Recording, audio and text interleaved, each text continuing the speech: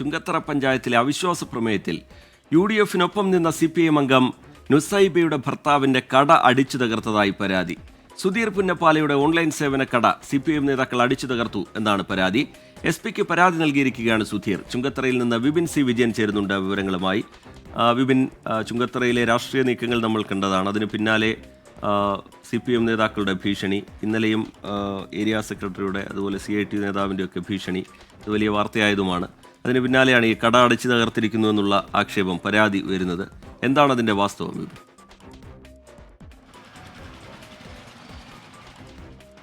റിജിത്ത്, ചുങ്കത്തറയിൽ ഈ അവിശ്വാസ പ്രമേയം വന്നു, അത് പാസ്സായതിനു ശേഷം ഇവിടുത്തെ രാഷ്ട്രീയം കലങ്ങി മറിയുകയാണ്. അത് ഭീഷണിയിലൊക്കെ ഉണ്ടായിരുന്നു. ആ ഭീഷണിക്ക് ശേഷം ഇപ്പോൾ കട അടച്ചു തകർത്തു എന്നുള്ള ഒരു പരാതിയാണ് സുധീർ പുന്നപ്പാല ഉന്നയിക്കുന്നത്. ഞാൻ നിൽക്കുന്നത് ഈ സുധീർ പുന്നപ്പാലയുടെ കടയ്ക്ക് മുൻപിലാണ്. ഇത് ചുങ്കത്തറ പഞ്ചായത്തിന് തൊട്ടടുത്തുള്ള കടയാണ്.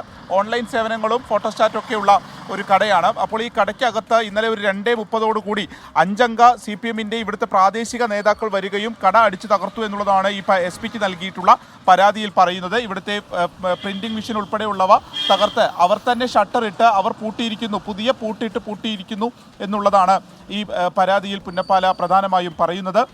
അപ്പോൾ അതിൽ പോലീസിൻ്റെ നടപടികൾ സ്വാഭാവികമായിട്ടും ആരംഭിക്കും. അതിൽ അന്വേഷണം നടക്കും. അപ്പോൾ ഈ പൂട്ട് ഇപ്പോൾ ഇട്ടിരിക്കുന്നത് ഇത് CPM-ന്റെ മുൻ പഞ്ചായത്ത് പ്രസിഡന്റായിട്ടുള്ള TS ശ്രീനെ ഉൾപ്പെടെയുള്ള ബ്രാഞ്ച് സെക്രട്ടറി ഉൾപ്പെടെയുള്ള 5-അംഗ സംഘം വന്ന് അവർ തന്നെ ഷട്ടറിട്ട് പൂട്ടി എന്നുള്ളതാണ്. ഇതിന് അകത്ത് 2 വനിതാ ജീവനക്കാരുണ്ടായിരുന്നു. ആ 2 പേരും ഇവിടെ നിന്ന് ഇറങ്ങി ഓടുന്ന ഒരു സ്ഥിതിയാണ് ഉണ്ടായത് എന്നൊക്കെ സുധീർ പുന്നപ്പാല ഇന്നലെ പറയുകയും ചെയ്തിരുന്നു. ഇന്നലെ രാവിലെയാണ് CPM-ന്റെ നേതാക്കൾ ഇവിടുത്തെ ബ്രാഞ്ച് ഏരിയ സെക്രട്ടറി ഉൾപ്പെടെയുള്ളവരുടെ പരാതി ഉണ്ടായിരുന്ന അവരുടെ ഭീഷണി പുറത്തു വരികയും ചെയ്തത്.